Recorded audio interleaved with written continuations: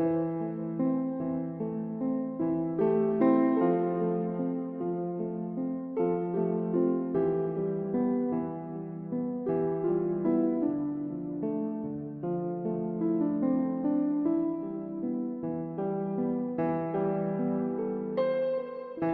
үй бүлөдө 2 гана кыз элек.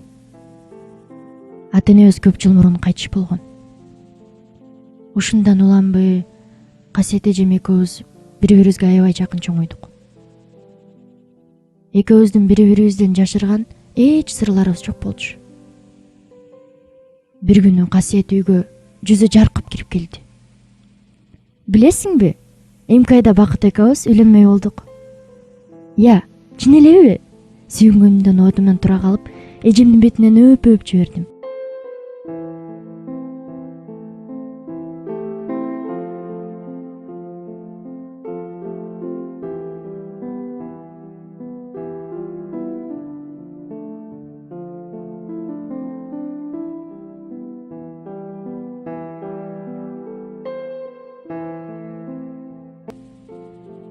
Чындыгында эле Бакыт байке биздин үйдөгүлөр үчүн эң жакын адам болуп калган эле.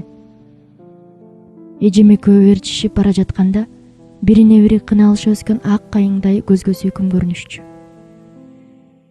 Дилимде эжемди андан башка адамга ыраа көрө алчу эмесмин. Жездемдин адамгерчилиги, боорукерлиги, илберинки мамилеси мага аябай жакчу. Бир күнү Касиет эжем көз ойноктоп бир купуя сырын ичке батыра албай жаткандай: "Барчына, бир жакшы жаңылыгым бар." "Кана айт, эмне болду?" дедим мен дароо эле.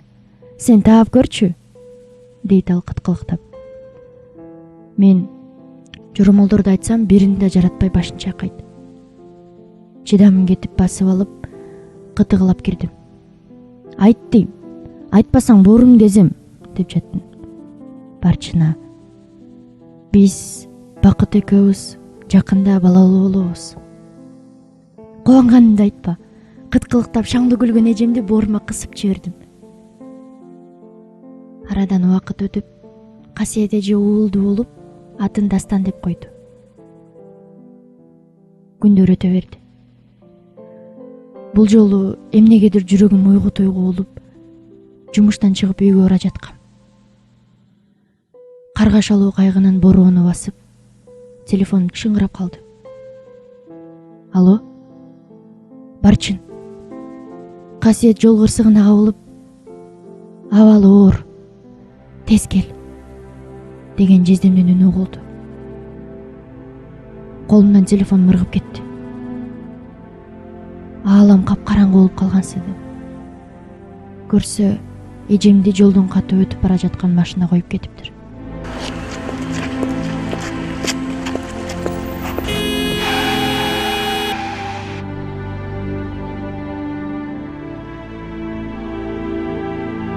Касиет өлүктөн айырмасы жок сулук дене гана жатат. Жүлүн катуу жабыркагандан улам кома абалында жата берерин, кийин бутуна туруп басып кетиши күмөн экенин айтышыптыр доктурлар. Боору толгонгон жездемди, али эч нерседен капары жок Дастанды ойлодум. Касиет көп узабай көз жумду.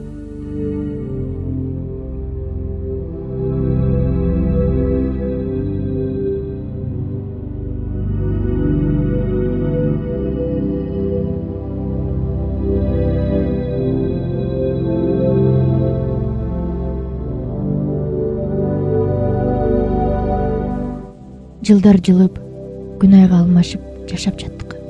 Эжемдин уулун чоңойтуу менин милдетим деп түшүнгөн жаным жылдар өтүп бара жатканын тойбой да калган экенмин. Бирок аял экенин сезүү үчүн сүйүү керек экен. Кийинки кездери өзүм жөнүндө көп ойлончу болдум. Үйгө баргым келбей, оору, өксүк, арман деген нерселерден алыс болгум келчү болду.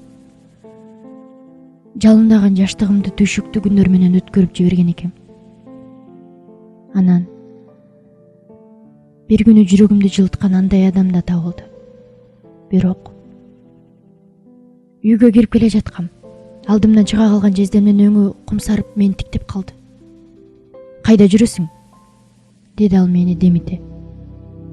Оозумдан кийим түшүп калды. Канча жылдан бери мени биринчи жолу мага үнүн көтөрүп кыйкырып сүйлөшеле. Жезде мен деп мукактап калдым. Кайда жүрдүң дейм. Сейилдеп ким менен? Черга түштүм. Бир чети ызаланып да кеттим.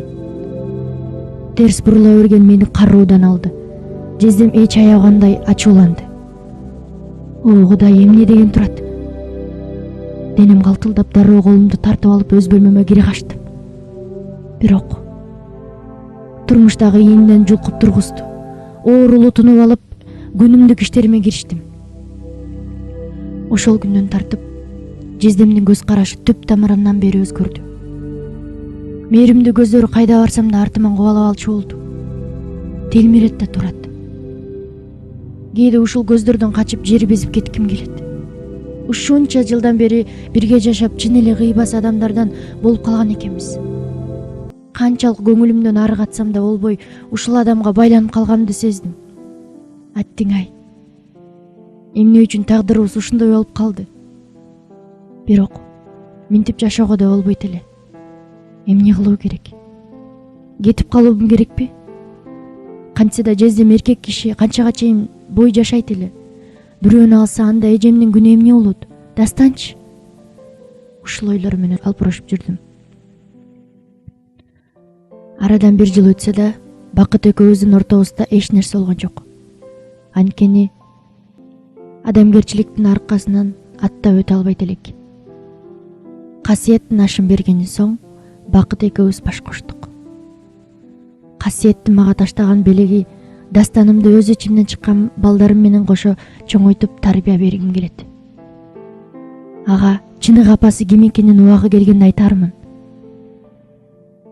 Дастанга болгондой түшүндүрүп берүү Бакыт экөөбүздүн алдыбызда турган чоң сыноо экенин да билем. Азыр аял затына керек нерсенин баары бар менде. Бир гана артыбызга кылчайып өткөндү эстегибиз келбейт.